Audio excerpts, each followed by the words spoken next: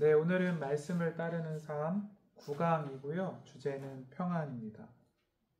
네, 제가 2주를 쉬고 3주 만에 강의를 하게 되었는데요. 공교롭게도 7강의 주제가 분노였고요. 8강이 두려움이었습니다. 근데 제가 지난 3주, 4주를 돌아보았을 때에 이 시간에 자세하게 얘기하기는 그렇지만 인생을 살다 보면 때때로 화가 나는구나. 근데 제가 강의를 했음에도 불구하고 참 말씀을 붙들어야지 내 마음의 화나 울분을 잘 다스리지 못할 때도 많구나 하는 생각도 했었고요. 또 어떤 날은 두려움이 굉장히 커서 이렇게 마음이 우울해지고, 또 사단도 우리가 약할 때, 또 우리가 틈을 보일 때 영적으로 우리를 무너뜨리려고 하기도 하는데, 참 두려움이라는 것도 정말 우리가 말씀으로 승리해야 되는구나 라는 생각도 했었습니다. 그래서 오늘은 주제가 평안입니다. 제가 책에서 읽었는데요. 사람들이 왜 하나님의 약속, 하나님의 은혜를 잘 누리지 못할 때가 있을까에 대하여 그 책을 쓰신 목사님은 이렇게 적어 놓으셨습니다. 때때로는 하나님을 아는 지식, 우리가 교리라고 부르기도 하고요. 또 말씀을 지금 이 시간에도 배우고 있는데 그 말씀을 이해하고 알고 있는 정도로 표현할 수도 있겠는데, 우리가 하나님을 아는 지식이 부족할 때는 우리가 하나님의 은혜, 하나님의 능력을 다 누리지 못할 때도 있다라고 했습니다. 그래서 이 시간 우리가 평안에 대해서 배울 텐데, 하나님 말씀에 기초하여 그리고 정말 하나님께서 말씀하시는 그 평안에 대해서 우리가 잘 배우고 마음에 새겨서 날마다 믿음으로 승리하시기를 간절히 소망합니다. 첫째로 평안하고 싶으시죠? 네. 평안이라는 것은 성경 말씀에서는 오직 하나님의 선물이라고 이야기합니다. 이 평안은 세상이 줄 수 없는 것입니다. 세상의 어느 권력가도, 높은 사람도, 돈이 많은 부자도 자기의 힘으로 평안을 사겠다, 평안을 만들어내겠다 라고 생각할 수 있겠지만, 사실 진정한 평안은 하나님께서만 주실 수 있는 하나님의 선물입니다. 근본적으로 평안이라는 것은 하나님과의 관계에서 오는 것입니다. 사람은 나를 지으신 창조주 하나님과의 관계가 화목할 때 영적인 깊은 평안을 느끼게 됩니다. 사람들이 죽음을 두려워하곤 하는데요. 사실 죽음 이후를 두려워하는 것, 또 자신의 죄를 두려워하는 것, 그러한 것들, 모든 것들이 하나님과의 관계가 온전하지 않기 때문에 그에게 참된 평안이 없기 때문일 수도 있겠습니다. 평안은 하나님의 선물이라고 했는데, 하나님께서는 원래 죄인인 우리 모두를 예수 그리스도를 통해서 용서하시며, 이제는 너희가 예수 그리스도를 믿기만 하면 나 하나님과 화목하게 됐다고 이렇게 말씀하십니다. 로마서 5장 1절 말씀입니다. 그러므로 우리가 믿음으로 의롭다 하심을 받았으니 우리 주 예수 그리스도로 말미암아 하나님과 화평을 누리자. 사단은 종종 우리를 속입니다. 야, 이 상황에서 평안할 수 있겠어?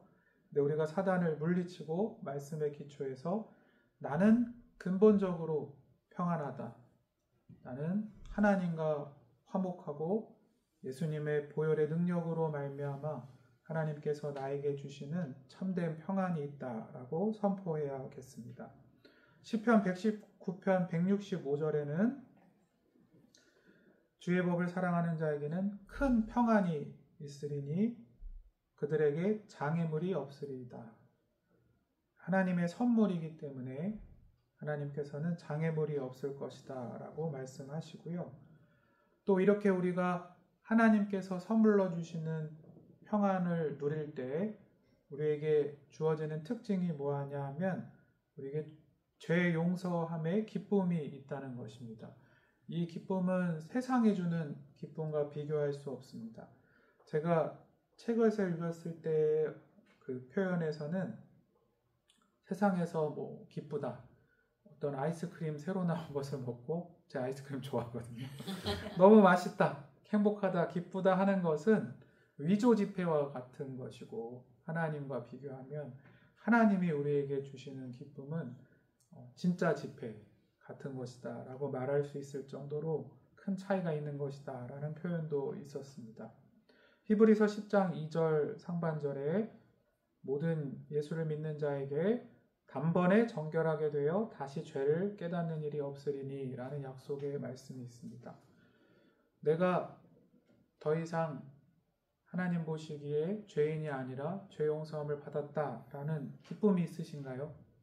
그거는 사실 말로 설명할 수 없는 큰 기쁨이라고 할 수 있겠습니다. 그리고 평안이라고 할 수 있겠죠. 그리고 이렇게 하나님께서 주시는 평안, 또 성령님께서 늘 우리의 마음을 지켜주시기 때문에 성령님께서 내 마음 가운데 평안을 주실 때 그 사람은 하나님을 사랑하게 된다고 말씀하십니다. 하나님 사랑하시나요?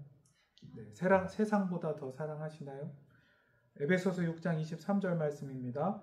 아버지 하나님과 주 예수 그리스도께로부터 평안과 믿음을 경험 사랑이 형제들에게 있을지어다. 여기서 평안이 있을지어다, 그리고 사랑은 모든 믿는 자들이 하나님을 사랑하는 마음을 뜻합니다. 우리 모두에게 우리에게 평안을 주시는 하나님을 향한 거룩한 사랑이 있기를 소망합니다. 평안은 세상이 절대로 흔들 수 없는 것입니다. 왜냐하면 평안의 본체는, 즉 우리에게 평안을 주시는 분이자 평안 그 자체이신 분은 바로 예수 그리스도이시기 때문입니다. 그래서 예수님께서는 평안에 대해서 우리에게 이렇게 말씀하셨습니다. 요한복음 14장 27절 말씀인데요. 평안을 너희에게 끼치노니 곧 나의 평안을 너희에게 주노라. 예수님께서는 예수님이 가지고 계신 평안, 예수님께서 만드시는 평안을 우리에게 준다고 말씀하셨습니다. 이어서 내가 너희에게 주는 것은 세상이 주는 것과 같지 아니하니라. 너희는 마음에 근심하지도 말고 두려워하지도 말라라고 말씀하셨습니다. 예수님께서 평안을 주신다라는 것은 굉장히 놀라운 약속입니다. 마태복음 11장 28절에 유명한 말씀이죠. 수고하고 무거운 짐진 자들아 다 내게로 오라 내가 너희를 쉬게 하리라. 예수님께서 짐진 자들, 짐이 있으시죠 다들? 짐진 자들아 내게로 오라는 얘기는 곧 뭘까요? 짐을 맡기라는 겁니다. 예수님이 무거운 짐진 자들아 다 내게로 오라 하는데 짐은 맡기지 마라 라고 하시지 않겠죠. 또 사실 이미 예수님께서는 우리의 짐을 다 대신해 주셨습니다. 이사야 53장 5절 말씀을 보면 우리가 왜 평안할 수 있는지에 대하여 인간으로 오신 예수님이 인간이 겪을 수 있는 고통이나 어려움에 대해서 이미 다 해결하셨기 때문에, 이미 다 약속하셨기 때문이라고 이렇게 말씀합니다. 이사야 53장 5절 말씀인데요. 제가 참 좋아하는 말씀입니다. 그가 찔림은 우리의 허물 때문이요 그가 상함은 우리의 죄악 때문이라. 그가 징계를 받음으로 우리는 평화를 누리고 그가 채찍에 맞음으로 우리는 나음을 받았도다. 성경 말씀에서 평안은 곧 평안이기도 합니다. 하나님과 화목한 것, 우리에게 주시는 참 평안을 뜻하죠.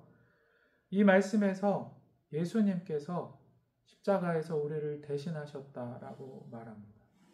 그 말은 우리가 겪는 어려움과 고통들에 대해서 대신하셨다라는 것입니다. 이것을 깊이 깨달을 때 우리가 평안할 수 있습니다. 예수님을 잘 생각해 보십시오. 예를 들어 슬픔에 대해서 생각해 보면 예수님이 슬퍼하셨었나요? 그렇죠. 예수님은 마음 가운데 큰 슬픔을 갖고 계셨습니다. 우리는 속상하고 슬픈 일이 있으면 그래도 배우자라도 붙들고 또 말이 통하는 지인이라고라도 붙들고 속마음을 얘기합니다. 근데 우리가 알지만 예수님께서 감히 그 예수님의 고통, 모든 인간들의 죄를 대신하여 외롭게 십자가의 길을 가시는 그 고통을, 그 슬픔을 나눌 만한 사람이 있었나요? 예수님이 우리를 대신해서 슬퍼하셨다.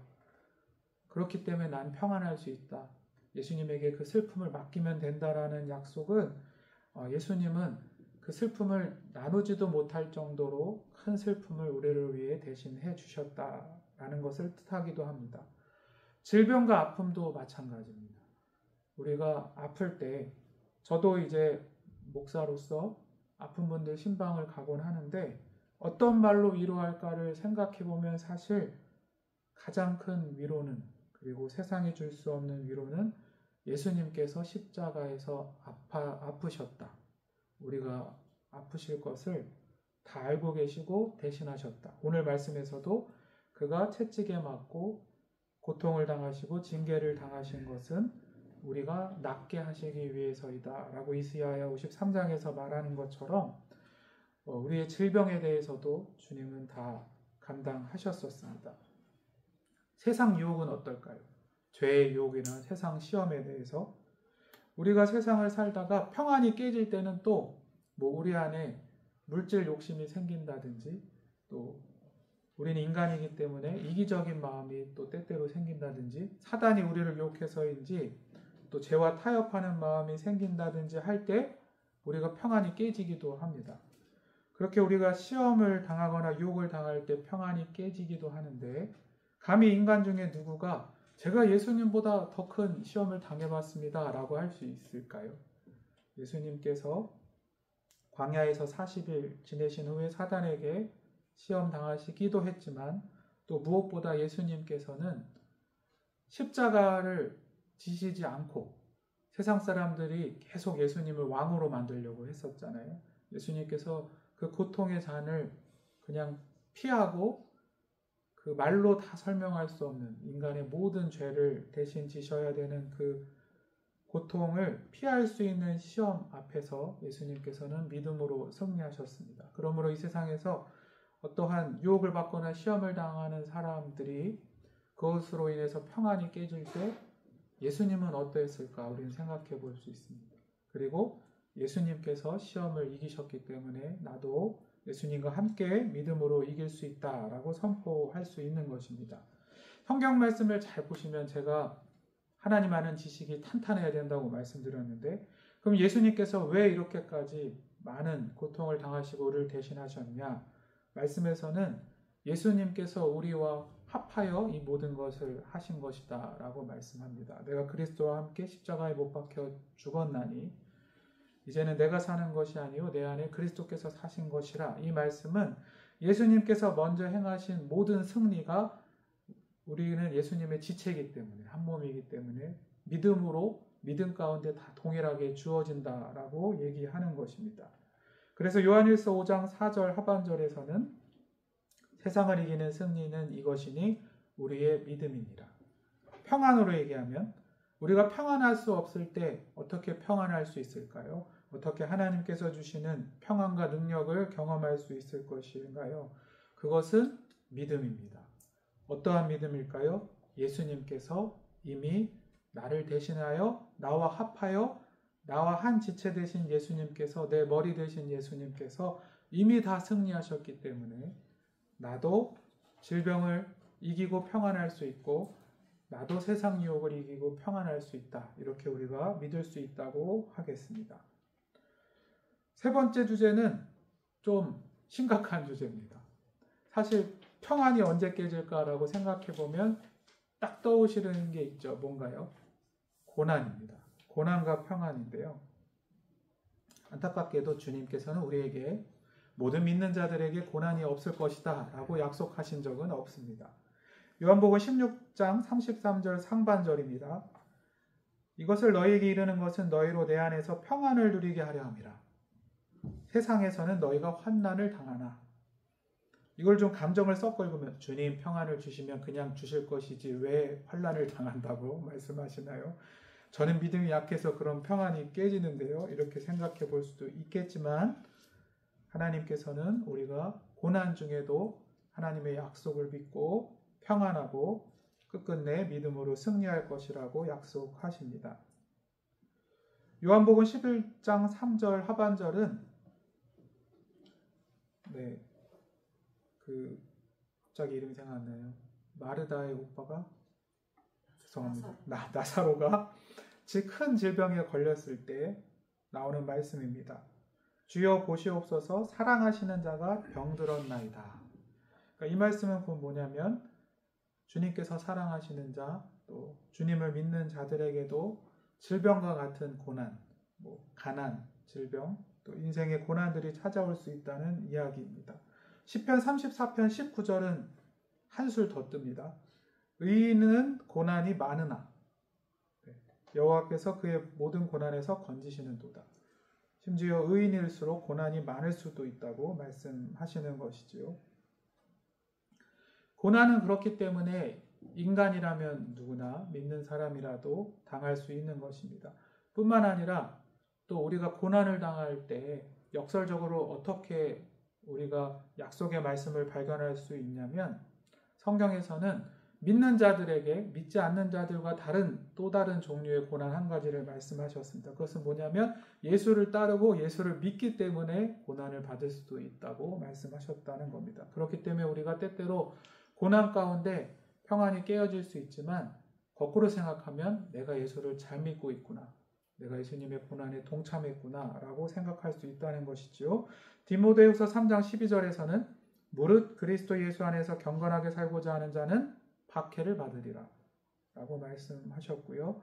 요한복음 15장 20절 상반절에서는 내가 너희에게 종이 주인보다 더 크지 못하다 한 말을 기억하라. 사람들이 나를 박해할선즉 너희도 박해할 것이요. 그래서 믿는 자들에게 주어지는 고난도 있다. 그러므로 평안하라.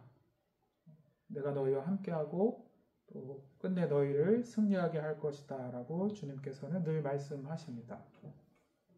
고난과 평안에 대해서 살펴보았고요.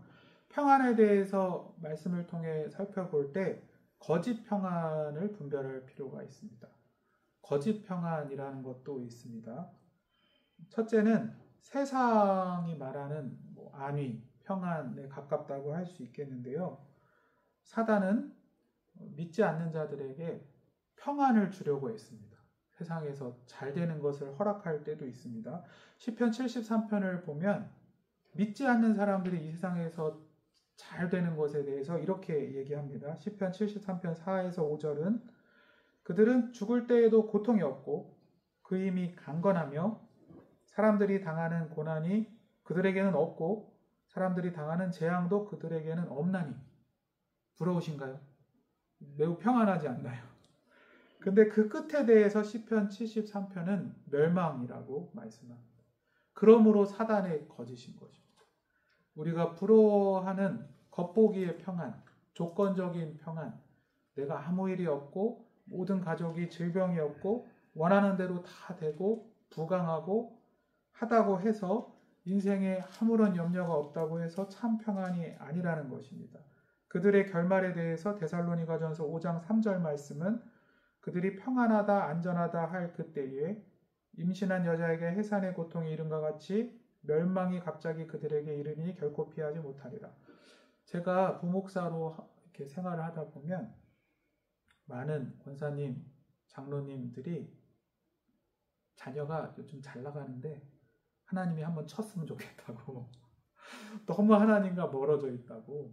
물론 그게 큰 고난, 질병 이런 걸 말씀하시는 건 아니지만 조금 어려운 일이 있어서라도 정신 차렸으면 좋겠다. 이렇게 기도 제목을 내실 때가 있습니다. 그러면 제가 물론 좀 선뜻 기도하기에는 그래요? 이렇게 생각도 되지만 참 우리 8교구 또 우리 교회 권사님들, 장로님들, 집사님들 믿음이 참 좋으시다라고 생각이 될 때도 있습니다. 반대로 좀 초신자분들을 뵐 때는 지금 자녀가 교회를 안 다닌 지 한참 됐어요. 근데 모든 기도 제목이 이제 안위, 직장에서 승진하고 이렇게 하여튼 그런 것들도 중요하죠. 근데 얘기를 하시면서 또 영적인 부분들을 같이 얘기하시면 좋은데 오직 관심이 아직 믿음이 초신자시기 때문에 자녀들이 잘 되는 것에 가 있는 것을 보기도 합니다. 근데 오늘 말씀을 보면 그것은 거짓 평안입니다. 우리가 자녀들을 위해서 기도할 때 고난은 피할 수 있다면 피하는 게 좋은가요? 일부러 고난을 받게 달라고 기도할 필요는 없지만 하나님께서 주시는 평안과 능력을 소유하는 자녀들이 될 수 있기를 기도하셨으면 좋겠습니다. 네. 그리고 거짓 평안에 이런 평안도 있습니다. 하나님께서는 사단, 마귀와 사이좋게 지내라고 하신 적이 없습니다. 그러니까 사탄과 평안할 수도 있습니다. 우리가 영적으로 싸우기를 멈추고 사단이 주는 어떤 기쁨이나 세상의 만족을 따라가면, 내가 죄악을 지으면서도 사단의 유혹을 따라가게 된다면 사실 사단과는 평안한 것이 되겠죠. 그렇기 때문에 사단과의 관계에서 평안하다고 한다면 그것은 거짓 평안인 것입니다. 도리어 우리에게 참 평강을 주시는 하나님께서는 사단은 대적하고 믿음으로 이기라고 이렇게 말씀하십니다. 로마서 16장 20절 상반절입니다. 평강의 하나님께서 속히 사탄을 너희 발 아래에서 상하게 하시리라. 죄도 마찬가지입니다. 내가 로마서 7장 24절의 유명한 말씀이죠. 믿음으로 살려고 할 때 다들 공감하실 것입니다. 때때로 내가 이렇게까지 살아야 되나. 바울의 고백이죠. 내 마음의 한편에는 오직 하나님 말씀대로 거룩하게 살려는 성령님이 주시는 마음이 있지만 한편으로는 인간으로서 죄를 따르고 싶은 마음, 그냥 세상이 말하는 편안하게 살고 그냥 타협하고 싶은 마음을 갖는다. 내 마음에 육신에 성령의 법과 죄의 법이 싸운다. 그래서 로마서 7장 24절에 오라 나는 공고한 사람이로다 이렇게 표현했었습니다. 근데 만약에 이러한 나에게 죄와의 치열한 싸움이 없다. 그래서 죄와의 관계가 매우 평안하다. 그것은 거짓 평안이라는 것입니다. 그러므로 하나님께서 우리가 하나님과 평안하라고 했고 세상이 줄 수 없는 평안을 늘 마음 가운데 실제로 주신다고 약속하신 것이지 사단과의 관계나 죄와의 관계에서 거짓 평안을 가지라고 하신 것은 아니라는 것을 기억해야 합니다. 마지막 주제는 평안을 이제 실제 매일매일의 삶에서 누리자는 건데요. 어떻게 평안을 누릴 수 있을까요? 첫째는 기도입니다. 유명한 빌립보서 4장 6절에서 7절 말씀이죠. 하나님께서는 우리가 어떻게 평안을 가질 수 있는가에 대하여 기도와 관련하여 아무것도 염려하지 말고 다만 모든 일에 기도와 간구로 너희 구할 것을 감사함으로 하나님께 아뢰라. 그리하면 모든 지각에 뛰어난 하나님의 평강이 그리스도 예수 안에서 너희 마음과 생각을 지키시리라 라고 약속하셨습니다. 제가 이 말씀을 대학생 때부터 좋아했는데요. 믿음으로 살면 살수록 참 이 말씀은 더더욱 좋습니다. 세상을 살다 보면 죄송합니다. 우리 영상을 포함해서 여러 번 앞에서 제가 이런 말을 해가지고 이제 4학년이 되니까 나이가 세상을 살다 보면 염려할 일이 많고 때때로 인생에 고난도 찾아오는데 참 기도할 때에 하나님이 나에게 믿음을 주시고 평강을 주신다라는 것을 더더욱 느끼고 체험하게 됩니다. 그래서 제가 부흥회 가면 많이 들으실 수 있는 말씀인데 참 좋아하는 말이 한번 따라해 보시겠습니다. 기도는 평안할 때까지 하는 것입니다. 평안할 때까지 하는 것입니다. 이게 이제 언제까지 기도하나요? 기도의 분량이 뭔가요? 라고 했을 때 모범적인 답안인데요. 네, 기도는 하나님께서 평강을 주실 때까지 하는 것입니다.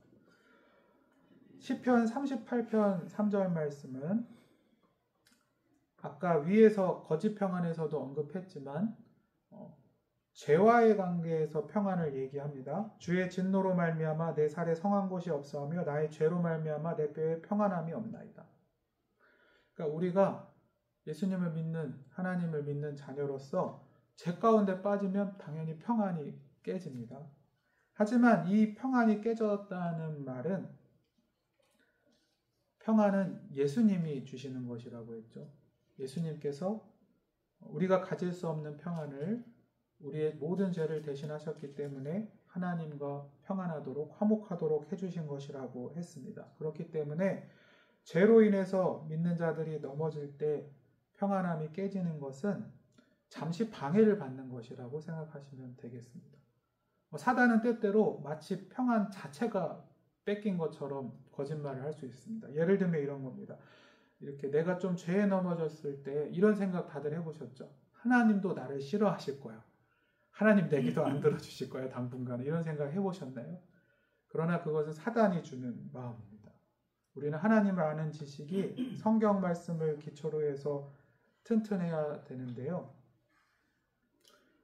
물론 우리가 죄 때문에 평안이 잠시 방해받고 깨어져 있는 것처럼 보일 수 있겠지만 우리가 예수님께 회개하면 즉시 하나님께서는 우리의 정직한 영을, 거룩한 영을 새롭게 하여 주시고 기도의 능력을 회복하여 주십니다. 그리고 우리가 언제든 하나님 앞에 죄를 고백하기만 하면 주님께서는 잘했다고, 내가 너를 깨끗하게 하고 다시 성령으로 충만하게 하여 죄를 이길 수 있게 해주겠다고 하십니다. 그렇기 때문에 우리가 죄와의 관계에서 평안이 깨지고 넘어질 때도 있으나 다시 예수님께로 돌아가면 우리는 평안하고 믿음으로 일어설 수 있다는 것이 더욱 중요한 것입니다. 마지막으로 하나님이 주시는 평안이라는 것은 저는 요즘 이 마가복음 16장 18절 말씀이 참 많이 묵상이 되고 은혜가 되는데요.